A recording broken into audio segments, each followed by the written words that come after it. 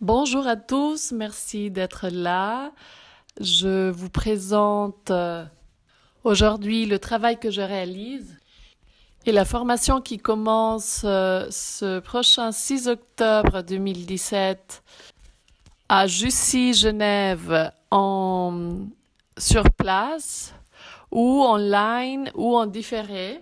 Je vais d'abord vous expliquer mon parcours qui m'a permis de créer les outils que j'enseigne aujourd'hui, créer cette méthode que j'enseigne aujourd'hui.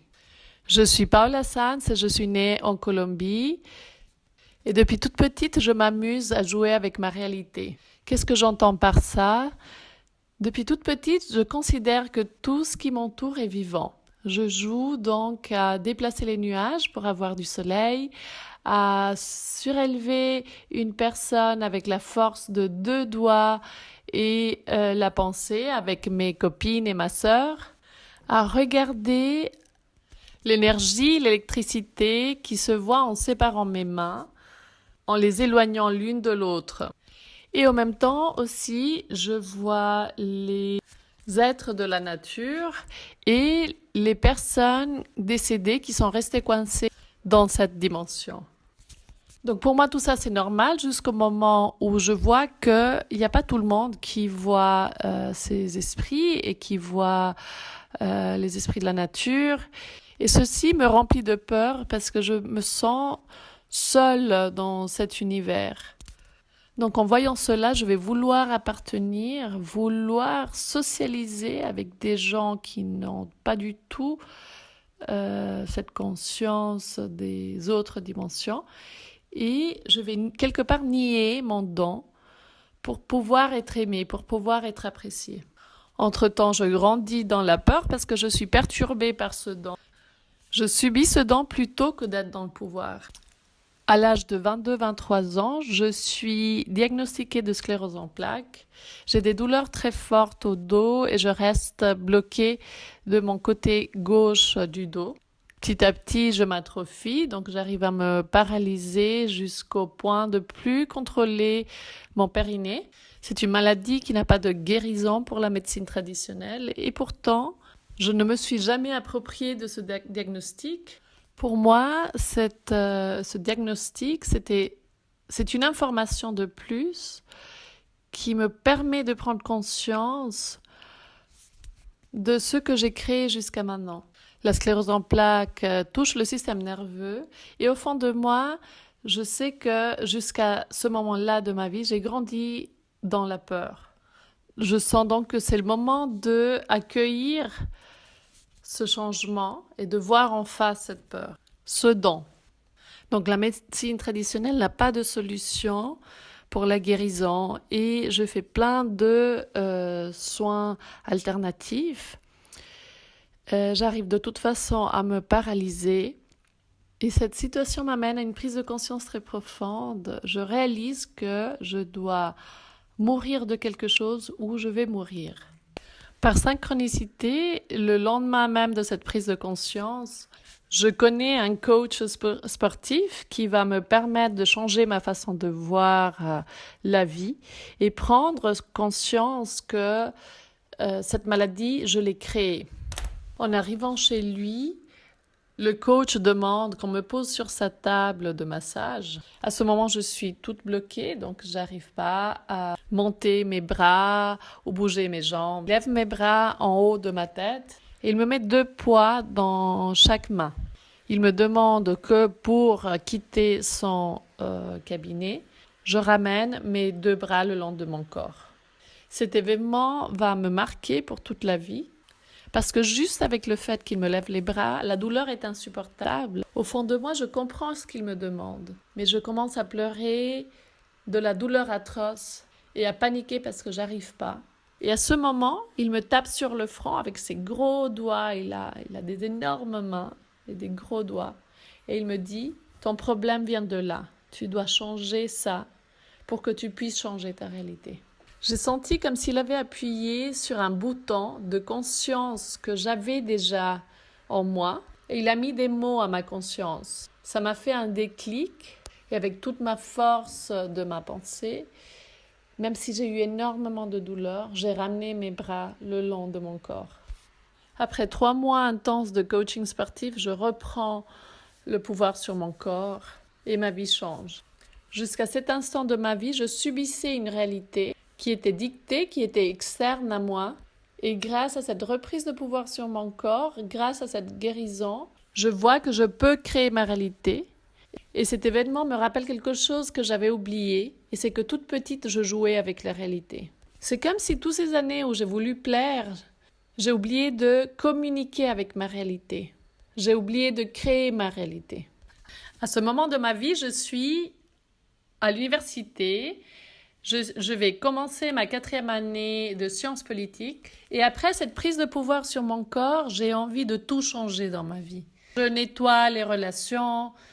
Je ne veux plus plaire. Je ne veux plus faire les choses pour appartenir, ni faire semblant que les choses comme elles sont me vont. L'université demande une façon d'apprendre qui ne me correspond pas, c'est-à-dire apprendre les textes par cœur pour que la correction de l'examen puisse se faire de manière pratique et égalitaire pour tout le monde. Comme j'ai choisi d'étudier sciences politiques pour comprendre des questionnements que j'ai depuis toute petite, comment ça fait que cette humanité répète les mêmes mécanismes, comment ça fait que les techniques qu'elles avancent, les techniques scientifiques, on découvre plein de possibilités de nettoyer la planète, d'amener une meilleure éducation, une meilleure santé pour tout le monde. Et pourtant, l'humanité elle est toujours dans les mêmes mécanismes qui se répètent de pauvreté, de misère, de violence, etc. Donc moi, j'ai soif d'apprendre. Et apprendre les textes par cœur me demande beaucoup de temps que je ne peux pas dédier à vraiment lire et me laisser porter par la découverte des textes. Donc je décide de jouer avec la réalité. Je me rappelle que j'ai laissé dans l'oubli cette possibilité de jouer avec la réalité. Je termine donc l'université avec ce que je vais appeler plus tard la magie. Donc j'ai réussi à amener une situation qui, à mon point de vue, ne m'apportait pas de croissance à un moment de croissance. J'ai réussi à transformer cette réalité contraignante dans une réalité qui m'amène à grandir et qui m'amène à réussir malgré cette situation contraignante. Par synchronicité, un peu plus tard, je vais réaliser une formation de 4 ans de chamanisme qui va me permettre de grandir en valeur et en conscience de mes capacités et ouvrir de plus en plus cette perception de ce qu'on peut faire en allant au-delà de notre pensée limitante. Dans cette formation, je me découvre chamane, les esprits me choisissent chamane et la société aussi parce que mes soins amènent à des résultats concrets. Je deviens donc praticienne chamanique et je suis très contente de ma vie.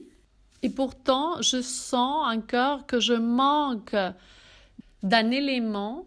Je suis arrivée à créer plusieurs fois dans ma vie de la magie, mais pourtant, je ne sais pas l'expliquer, je ne sais pas le transmettre. C'est comme s'il me manquait une pièce du puzzle, un aperçu global, une structure. J'ai l'impression d'avoir compris quelque chose, mais j'arrive pas à mettre le doigt dessus. J'arrive pas à l'expliquer, j'arrive pas à mettre des mots. Et surtout, c'est comme si je ne domine pas ces prises de conscience. Je prends conscience de certains mécanismes de ma vie et puis je les oublie. Et certaines années plus tard, je les redécouvre et je me rappelle que je les avais déjà découverts. Donc, il y a un mécanisme d'oubli, de répétition qui m'embête car j'ai l'impression que je tourne en rond, comme la roue du hamster. Parallèlement à cette réflexion, dans ma pratique chamanique, je me sens affaiblie au niveau énergétique.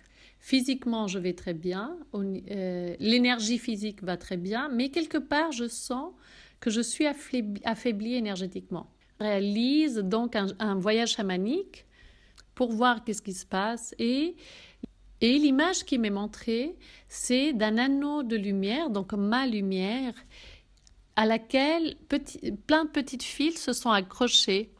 Et quand je regarde au bout de ces fils, il y a toutes les personnes à qui j'ai fait des soins chamaniques pour leur santé, pour leur situation économique, pour leur situation relationnelle, etc.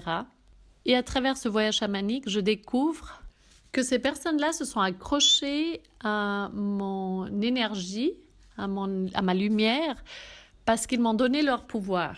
C'est-à-dire, ils croient au fond d'eux-mêmes que grâce à mes dons, je peux les aider. Mais eux, n'ayant pas ces dons, ils ne peuvent pas s'aider. Donc, inconsciemment, ils s'accrochent à moi parce que c'est Paola qui pourra nous aider, qui pourra nous sauver. Ce voyage chamanique, c'est aussi un événement très puissant dans ma vie parce que jusqu'à maintenant, j'avais fait attention de ne pas prendre le pouvoir des autres et pourtant, j'étais aussi arrivée à prendre le pouvoir. J'avais vécu ce que ça voulait dire d'avoir un prof qui voulait garder le pouvoir sur les autres, qui voulait primer sur ses élèves. Donc, j'avais déjà cette conscience de l'importance que les autres puissent garder leur pouvoir. À partir de cet instant, donc, je change complètement ma pratique chamanique. Et je rentre dans une période d'introspection ou de crise dans laquelle je demande à la vie, je demande à l'univers, je demande à Dieu, comme on veut l'appeler, que je puisse finalement toucher à cette clé que je sens que je manque pour comprendre le fil rouge de cette vie, pour comprendre pourquoi on est finalement en vie, quelle est l'expérience ultime de la vie, pourquoi il y a ces moments d'obscurité dans lesquels on oublie nos prises de conscience. Je demande de la clarté et avoir une conscience supérieure pour que je puisse vraiment mettre toutes les pièces ensemble. J'ai l'impression qu'il me manque une pièce pour mettre toutes les pièces ensemble. Est-ce que notre vie se limite à étudier, puis travailler, puis mourir, ou métro, boulot, dodo, ou réussir dans la vie? Et du coup, qu'est-ce que c'est réussir? Avoir une voiture, avoir une maison, avoir des enfants. Et seulement une semaine plus tard, je reçois la réponse. Je reçois la méthode de création de réalité. Je reçois en même temps toute l'information des anciennes cultures initiatiques, de la culture inca, des Queros qui sont encore vivants, les descendants des Incas qui sont encore sur Terre. Et il y a tout le puzzle qui se met en place. Je sens que j'arrive à décortiquer la réalité et la reconstruire avec un ordre clair.